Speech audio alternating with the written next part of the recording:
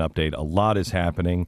Patrick Poole, who is a good friend to Freedom, a good friend to The Blaze, and also has been following these kinds of stories and helping us on many of these stories, and the Muslim Brotherhood in Benghazi. He's a counterterrorism consultant for The Blaze, and Patrick joins us now. Hi, Patrick.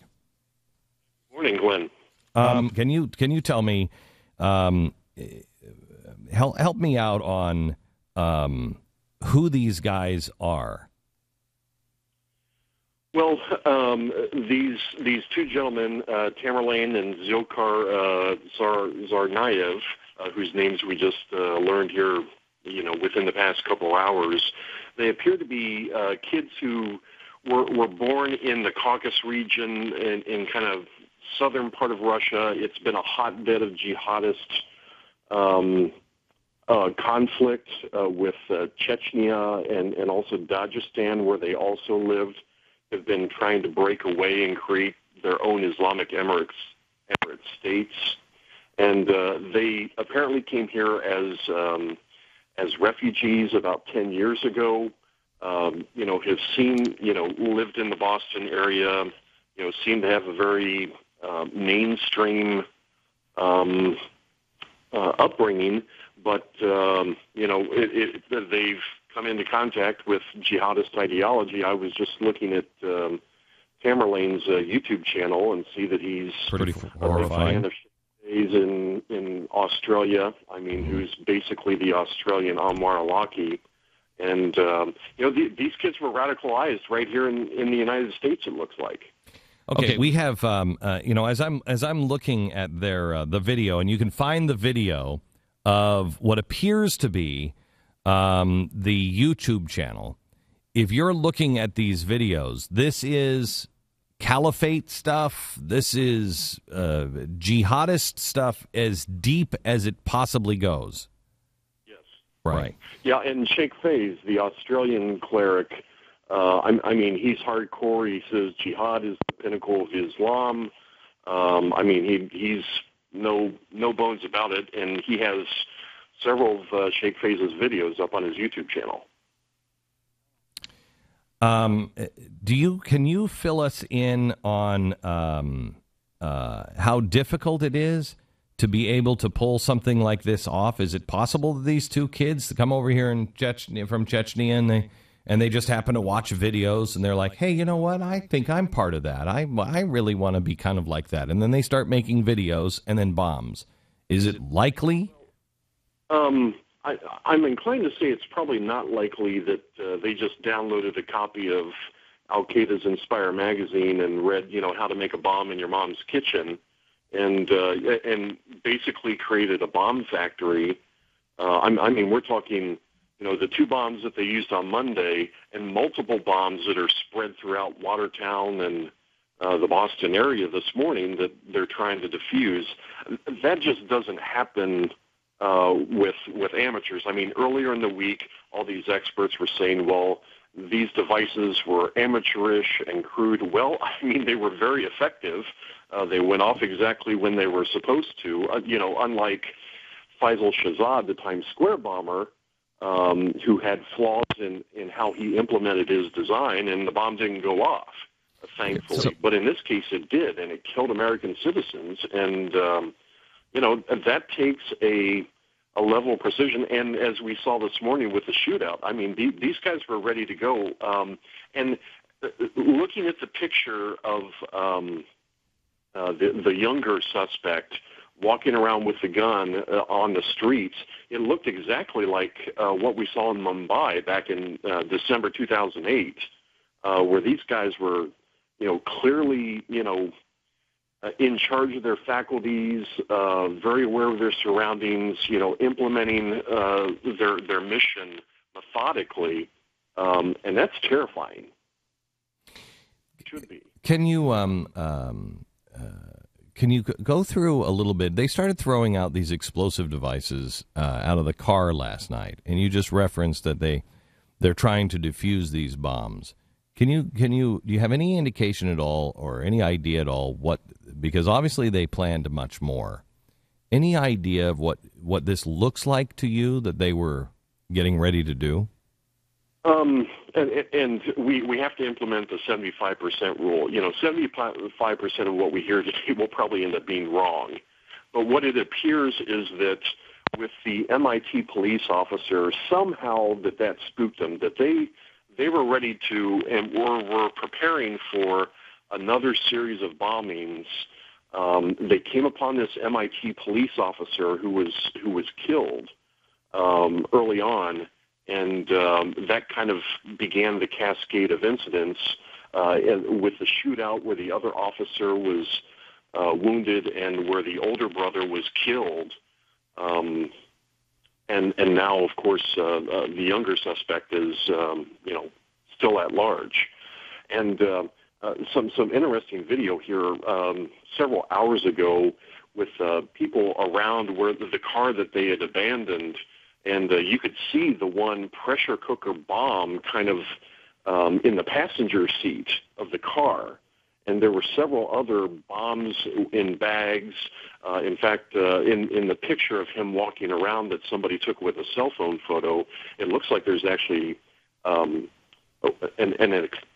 area where on the street where a bomb had exploded, where they had detonated something, and there were reports of 3 to 4 detonations around that firefight. So it's amazing that more people haven't been killed at this point. Is there any connection between the Chechen jihadists and Al-Qaeda, Muslim Brotherhood, any of the other, usual suspects? Yeah, and in fact, a number of years ago, the Muslim Brotherhood basically took over the Chechen jihad. And let me add that a lot of the support for the Chechen jihad was coordinated right here in the United States. In fact, there was a group in San Diego, another outfit in Chicago that was coordinating aid and providing aid to the Chechen jihadists before 9/11, and those ended up getting shut down after the 9/11 attacks. So the Muslim Brotherhood took that over when? That was kind of late 80s when one of basically the senior leader was killed, and the Muslim Brotherhood kind of took it over. Is there still and the Russians have talked about the influence of the Muslim Brotherhood in the Chechen jihadist movement and its connections to Al-Qaeda. Is there any connections that you know of between Saudi Arabia, Al-Qaeda? That the suspect that the Blaze and has been talking about. You have been on the front lines of helping as well on trying to expose this first suspect that was in the hospital. They're saying that completely unconnected. Well, we have 6 congressmen yesterday afternoon that verified that the event, which is basically a name of a file that was open, says that he was being deported on terrorism charges. And then I believe it was either a dash or a hash, and it said Boston Marathon bombing. So he was related to this somehow or another. But how? Do you have any idea on any speculation there? At this point, we don't know how he might be related. The point, in fact, is that the FBI had to have some probable cause to be able to get the search warrant to search his apartment. They can't go on fishing expeditions. They had to provide the judge some probable cause. And I see here this morning that BuzzFeed are saying, well, this is it's another Saudi kid who's, the exact same age, same circumstances, basically the same name. And it's, I think, now the Napolitano needs to cough this new supposed Saudi kid up, because quite frankly, from what we see and from what the members of Congress who actually looked at the materials yesterday saw that's just not the case. Okay. To Congress yesterday. Yeah, I'm not sure we should check if she was under oath or not, because it was a significant and substantial lie, as did the members of ICE yesterday that came out with a statement as well. So we have two officials from the administration that were out and out lying, one possibly under oath. All right, Patrick, is there anything else before I cut you loose that you think Americans should watch for or should know here? Well, I think we need to see exactly how the establishment media is going to respond to this, because they've been churning out this right-wing terrorism narrative.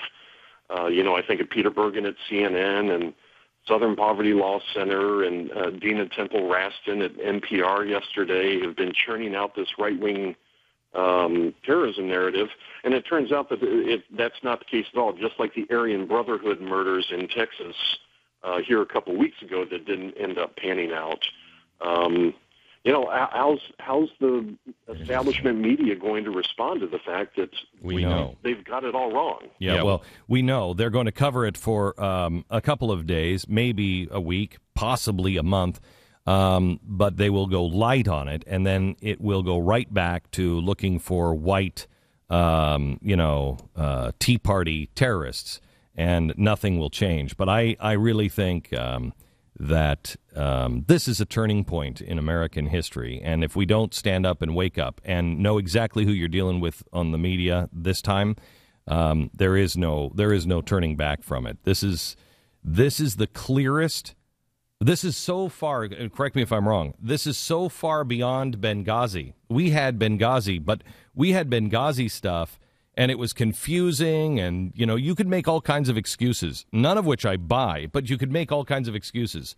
On this one, we at The Blaze have alerted other established media, the networks, and told them, these things are going on, this is the proof. Here are the sources.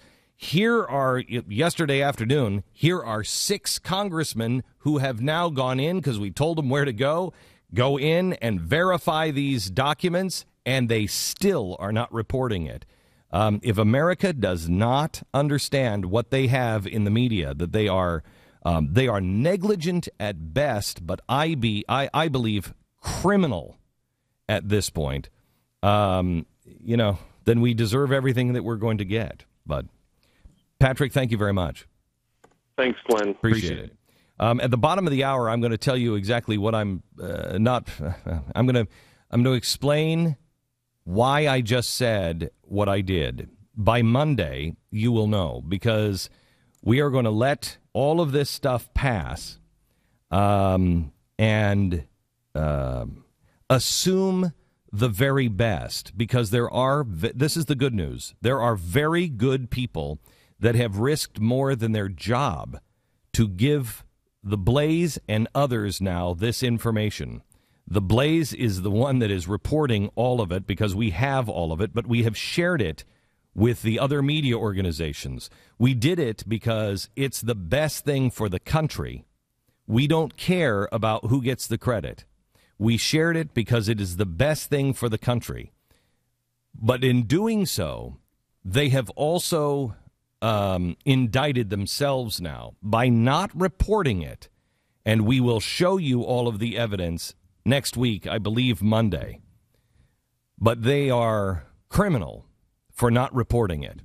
And when you see what we know and what we found out yesterday morning or the night before, and you see it, you will understand that you cannot trust the media, and you cannot trust this administration and the Department of Homeland Security. I said about 20 minutes ago, I didn't think my trust for those guys could go any lower. It's completely shut off now. There's no benefit of the doubt. It's completely shut off. And you will feel the same way. We are holding it to give them the benefit of the doubt that maybe this stuff isn't being reported at this point, because we don't want to, cause any problems with an investigation or anything else. But I don't believe it, And the longer it remains silent, the more trouble it is. They have until Monday. And then I'll reveal all of it. And believe me, shocking, criminal